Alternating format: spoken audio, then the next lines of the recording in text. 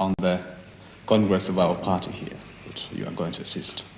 Well, first of all, the 24th Congress of the Communist Party of the Soviet Union is indeed a world event. Its outcome will be a determining factor not only for the fuller development of the already high living and cultural standards of the Soviet people, but will also have a very marked influence even on the struggle for better living conditions by the working people in the capitalist world.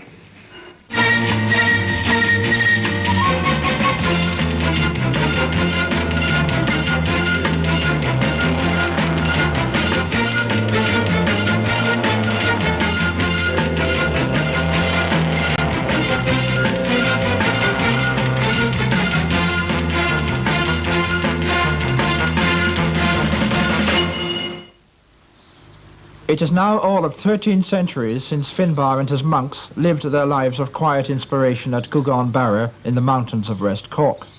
Holy men of no property, living in community, they were, if you like, early communists. Perhaps then it is some dialectic of coincidence that brings Michael O'Riordan back to this lonely sanctuary, a place which in the 7th century sustained Finbar, Bishop of Cork, and now in the 20th influences O'Riordan, Secretary of the Communist Party of Ireland. In 1954, Catholic voters in Dublin were told from the pulpits not to vote for the Red O'Riordan. Today he is the respectable middle-aged leader of our respectable middle-aged Communist Party. He was born, he likes to remember, just 4 days after the Russian Revolution of November 1917. Товарищи, рабоче-крестьянская революция, о необходимости которой все время говорили большевики, совершилась!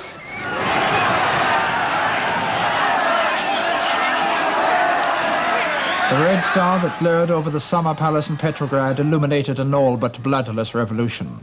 Somewhat to the disappointment of Vladimir Ilyich Lenin, this isolated event did not spark off the expected world revolution.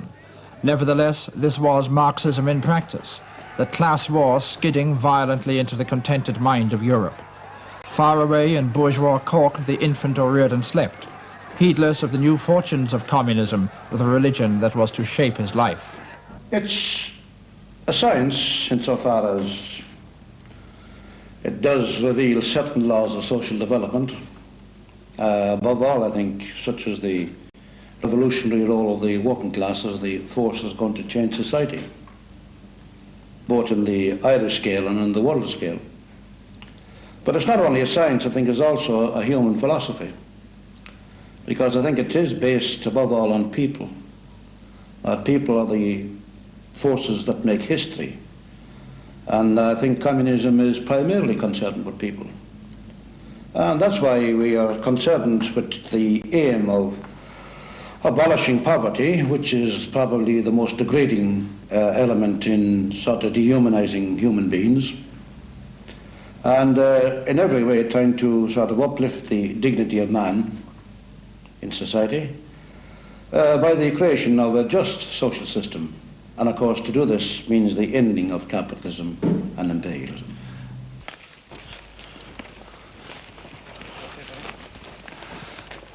Well, my mother's mother, my grandmother, was a Cronin. I think the name is associated with this area, Gugan Barra. My father came from Inchinusick. My godfather was Sean Father from Kemenea. And my godmother was in Ballyvourne, so my roots are here. And I'm not only proud of that, of the personal connections, but I'm also very proud of the sort of background of struggle here, because here you have the scenes of the struggle of in the Battle of Kemenea, Cork Kemenea, at the Tights War. You had another relation of mine, rather distant relation, but a man I knew very well, did 5 years penal servitude. That was Mickey Welch of Touring Dove, for agrarian activity. He was a bit subversive in his time.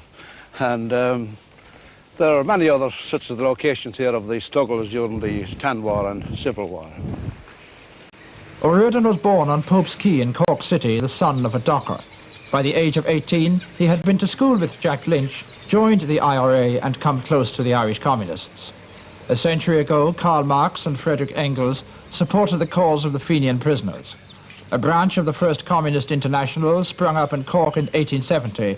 Marx, Engels and Lenin all believed that nationalism had a valid part to play in the class struggle. The youthful O'Riordan found no difficulty in reconciling his two political concerns. Well, I think it's quite logical for a Republican to become a communist. And personally, I think the sort of formative influence of myself becoming a communist, I think I could date it from the day that I picked up Connolly's Labour and Irish History. And read for the first time, his Marxist interpretation of Irish history, in which he brings out the whole scope of the struggle for national independence in this country and the real sort of unselfish role of the working people.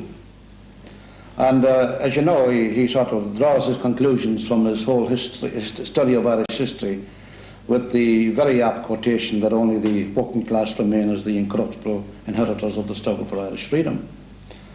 So I think that to develop beyond the pure sentimental patriotic Republican approach to a really scientific revolutionary approach is quite logical, and I think it's also quite necessary.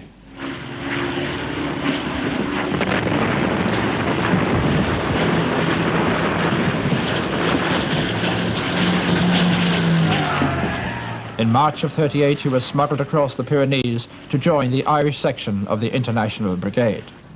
Yet was it science or sentiment that brought Michael O'Riordan to Spain at a time when he was already convinced that the Spanish Republic would be defeated by Franco? Or was it simply an expression of solidarity, that bulging portmanteau of the left-wing conscience? It was all of these, allied to an intense dislike of the militant pro-Franco propaganda at home in Ireland. Well, the struggle in Spain, the revolt of the fascist generals against the Spanish Republican government was a world issue, actually. I think it had particular sort of reverberations in this country, because with the revolt of the generals in July 1936, you had the formation of the Irish Christian Front, which was an avowedly pro-Franco organisation. You had O'Duffy and the Blue Shirts organising a crusade, as they called it, to defend the church in Spain. And this posed a challenge. It posed a challenge for two reasons. That we considered as Irishmen that the good name of our country was at stake, that our country was lined up with the Franco forces, fascist forces, and therefore there was a need for some group of people to certainly make clear that this was not typical of Ireland, that there was in Ireland sympathy for the Spanish Republican struggle. Outside of that also, of course, as this peculiar Irish reaction, there was the old good international solidarity angle.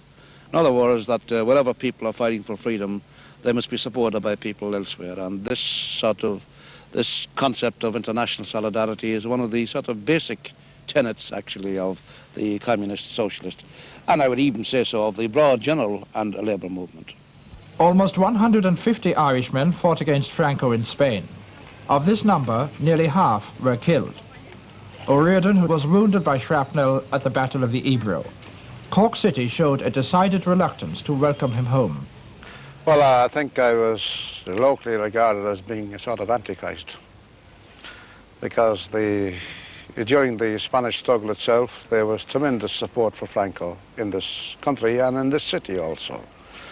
There was an organisation called the Irish Christian Front, which whipped up considerable hysteria, I would say. And generally there began a campaign which fooled the people, I think, on the question of the real issues in Spain.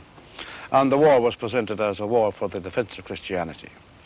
So when I came back, the reception was not a very warm one. It was very cold, very hostile. But in a period of time, I think people began to reassess their attitudes to the issues in Spain. Why do you think they were able to reassess them? What caused them to do so? Well, I think the outbreak of World War II in 1939, to a certain extent, brought the whole question of Nazism and fascism to the forefront of people's minds. And as the war went on, and as the war drew to a conclusion, of course, there was the greater knowledge of the real character of fascism as revealed in the stories and pictures and the facts with the concentration camps, the racial persecution, and the general behavior of Nazism and its attitude to peoples. He didn't find it easy to get a job. Being in the IRA under Tom Barry was one thing in the minds of decent Corkonians. Fighting fascism in Spain was quite something else. Cork and O'Riordan learned about internment camps at home before they knew about concentration camps in Germany. He re-established his connections with the Republican movement, but disapproved of the IRA's bombing campaign in England. Nonetheless, he was one of the first to be interned in the Curragh, where he was kept for 4 years. Eventually, O'Riordan was employed as a bus conductor by CIE. While in the Curragh internment camp, he was active in the mini-university run by the Communist and Republican internees. He taught Marxist-Leninism. He was never tempted to support the German cause, as so many Republicans did. He didn't agree that England's enemy was of necessity Ireland's friend. After his release at Christmas 1943, he knew clearly where his political future might be. During his 20 years with CIE, he ran for election as a Socialist Irish Workers' League candidate and quickly became a bogeyman in the eyes of the church. In 1951, when I stood as the candidate of the Irish Workers' Party for Dublin South West, the Archbishop issued a statement which was read in all the churches in the constituency, indicating that if anybody who voted for myself would be guilty of mortal sin. Now, when I heard of this letter, actually, I tried to get a copy of it because it was, in my opinion, libelous in the sense of interfering with the due process of electoral law, etc. And I failed because obviously the letters had been distributed to the police in the morning and all taken back again, and so no copies of this were available. But a paper called The Standard, which still exists, did publish, if not the text, the essence of the statement by the Archbishop in a box, and also headlined their current issue with a big block heading, "You can't vote for the Red O'Riordan." And they also had their posters, you know, the contents posters with the same slogan, "You can't vote for the Red O'Riordan." Comrades, you've heard the report on the four-party common market talks. Any questions? Well, Nick, Sam Nolan. you mentioned the united action by the labour movements in these 4 countries. The McCarthyite campaign against O'Riordan and the Irish Workers' League, now the Communist Party of Ireland, effectively put paid to his chances of election. Today, in a changed climate, he attends meetings of a 32-county party and works from premises in Pembroke Lane in Dublin, given to the movement by an Anglo-Irishman named Neil Verscoil Gould, who for many years now has lived in Moscow. O'Riordan describes the structure of the party in terms familiar to any orthodox communist. Well, our party is based upon the organisational principles, as any Marxist-Leninist party is based on the organisational principles called democratic centralism. And that is that you have a combination of the sort of leadership of the leading committee and the authority of the leading committee to sort of issue statements and take decisions which are binding on the other members of the party itself. But side by that, this is balanced by the other aspect of democratic centralism, that's democracy. In other words, there's always a full discussion in the party. And every action of the leadership of the executive committee, there are always regular reports back. And I think, strictly speaking, that there's more democracy in the Communist Party than the other party, because it's part of the integral sort of life of the party, where we put the emphasis on collective discussion and collective decisions. So this is the answer to your question, I think, in the sense of the level and the type of discipline that exists in the party. It's a voluntary discipline, and we think that it arises from the fact that most people who join the Communist Party are people who are already somewhat well advanced politically and are conscious of the decision they're taking and take part in the collective discussions, the collective decisions, and carry it through in a united fashion.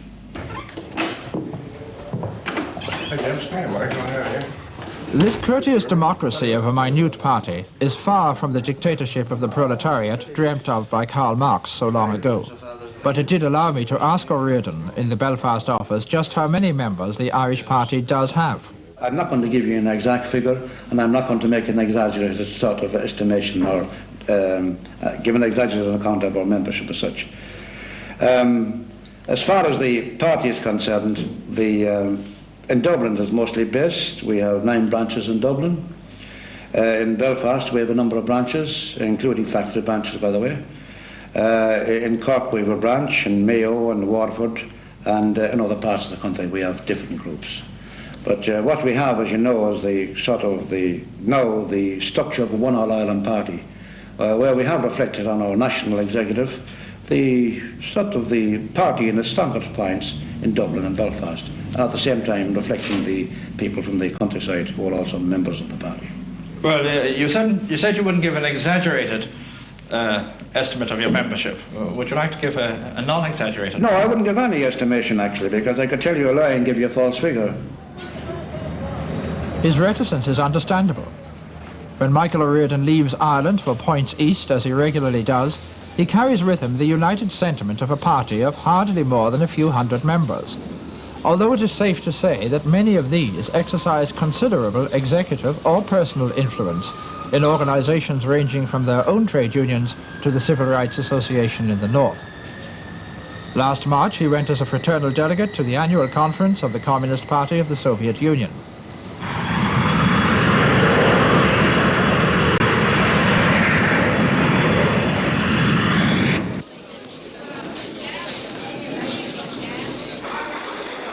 It is at such Moscow occasions as this that men and women who have worked loyally for communism find a particular satisfaction.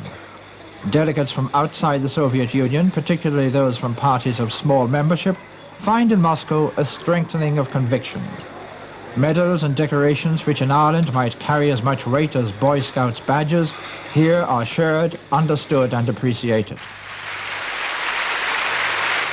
When speaking in Ireland's name to the Great Party Conference, does it matter that half Ireland assumes that Irish communism is supported by Soviet funds? The oldest fairy tale in the international labour movement, this question of support from Moscow. I mean, before Moscow was ever featured on the world scene as a revolutionary capital, the sort of alleged source of revolutionary activities in Ireland was either German gold or even before that French gold. So take your choice. But no Moscow rubles? No Moscow rubles whatsoever. No. What links are there with Moscow? Well, we have the same fraternal relations with the Communist Party of the Soviet Union as we have with most of the other communist parties. We attend their party congresses, which we have attended. I attended the last one myself in last March, the 24th Party Congress. We invite them to attend our party congresses, along with their delegates from the other parties of the socialist countries and the non-socialist countries. And at our Congress, our 15th Congress of our party in October 16 and 17 in Belfast, we will have fraternal delegates from the Soviet Union, from Poland, from Czechoslovakia, from Romania, from Yugoslavia, and also from the United States, Great Britain, and particularly this time we will have the fraternal delegations from the parties of Denmark, Norway and Sweden, because of the common concern we have with them on this question of the common market.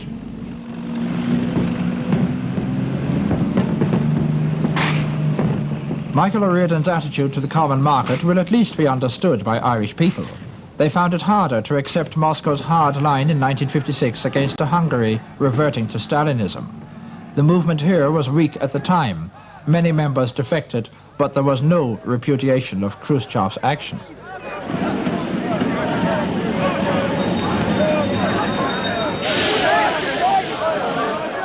A conflict of a different kind resulted in the suppression by Moscow of a Czechoslovakia being westernized by Dubček. Even those who disapproved could this time understand at least the ideological basis for repression. But the Communist Party of Ireland tends to ignore outside traumas and tensions. It has been silent in response to recent allegations that Jews are now persecuted in the Soviet Union. Dublin Jews have fasted in protest, but Michael O'Riordan says his party's silence is not a policy of evasion, but a question of local priorities. We're not this phrasing of being sort of communist or of Moscow orientated. It's not correct. The fact is that if we have a certain viewpoint that coincides with the Soviet Party viewpoint, it is because there's a collective discussion not only in our own party, but in the whole world movement from which certain conclusions are drawn. Let me give you one example. In 1961, we stood at election on a platform of opposition to the common market. Now, this was unique in the sense it was the first time that the opposition to the common market was put in as a political platform in that election. As far back as 1961? 1961, yes, it's 10 years ago. Actually, the Soviet Union hadn't yet declared its attitude to the common market. So if you say that the Irish communists adopt a certain line that coincides with Moscow, and this is interpreted as taking orders from Moscow, we could say that we adopt a certain line in the common market and the Soviet Union adopts a similar line subsequently. We could say that Moscow is taking orders from Dublin. Hello? Kiev. Hello? I'm a Belfast. Speaking, yes. Just a second. I'm a Kiev. A phone call from the city of Kiev in the Ukraine catches up with Michael O'Riordan in the Belfast office of the party. The journalist on the line wants Comrade O'Riordan's impressions of Northern Ireland events for publication in the Ukrainian People's Gazette. Well, I think the present events in Belfast and in Derry and other parts of the northern part of Ireland demonstrates the unchangeable character of British imperialism in Ireland. The jails are full of people, and in the last week over 300 people have been taken from their homes and interned, that is, put in prison without any charges or without any trial. Such methods of... The Ukrainian newspaper was given a full account of the northern situation by Michael O'Riordan, all of it couched by him in the formalistic prose which characterizes communist exposition. He ended by conveying to the people of the Republic of the Ukraine the fraternal greetings of, etc., etc. But the stilted expression of international fraternity is not quite the same thing as the work of the party on the ground in Belfast, or its attitude towards such tragic burnings as Farrington Gardens.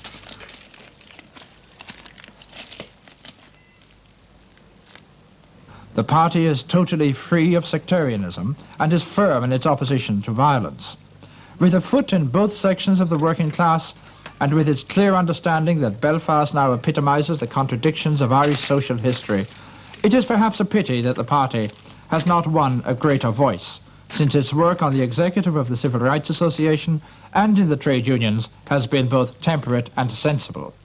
Well, we don't claim to have a very solid base amongst the Protestant working people, but we have members of our party who work in the shipyards, we have members of our party who work in the aircraft factory, we have members of our party who work on other concerns here, where there is largely members of the Protestant working class. Have you any members who hold executive positions of any authority in the unions?